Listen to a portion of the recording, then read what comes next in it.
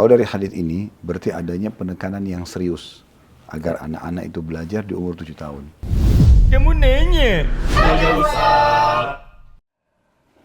Bismillah, Assalamualaikum warahmatullahi wabarakatuh. Ustadz, izin bertanya Ustadz. Pada usia berapa anak-anak itu sudah diwajibkan untuk sholat Ustadz? Alhamdulillah wassalatu wassalamu ala Rasulillah. Hadis Nabi SAW ada berbunyi, perintahkan anak kalian sholat di umur 7 tahun dan pukullah mereka di umur 10 tahun. Serta pisahkan mereka di ranjang. Kalau dari hadis ini berarti adanya penekanan yang serius agar anak-anak itu belajar di umur 7 tahun.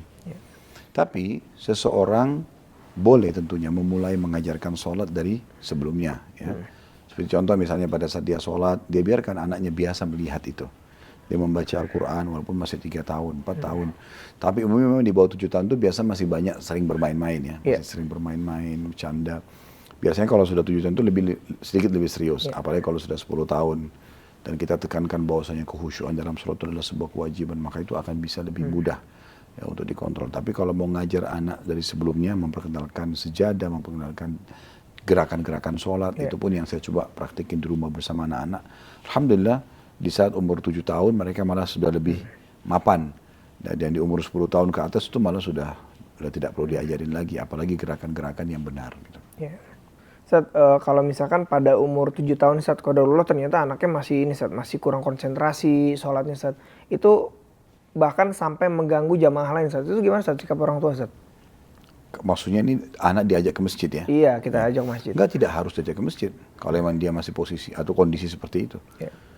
Yang penting disuruh sholat. Apakah di rumah atau dia ikut ke masjid. Gitu kan? Tapi insya Allah pengalaman saya pribadi ya. Dengan anak-anak yang Allah amanahkan. Semoga Allah jaga mereka.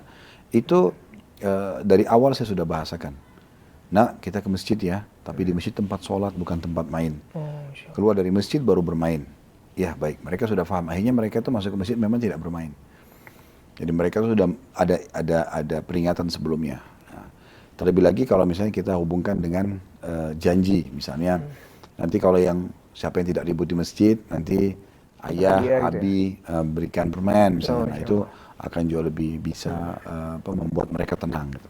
Masya Allah. Sekarang Ustadz, jazakallahu khairan jawabannya Ustadz. Barakallahu fikum. Assalamualaikum warahmatullahi wabarakatuh.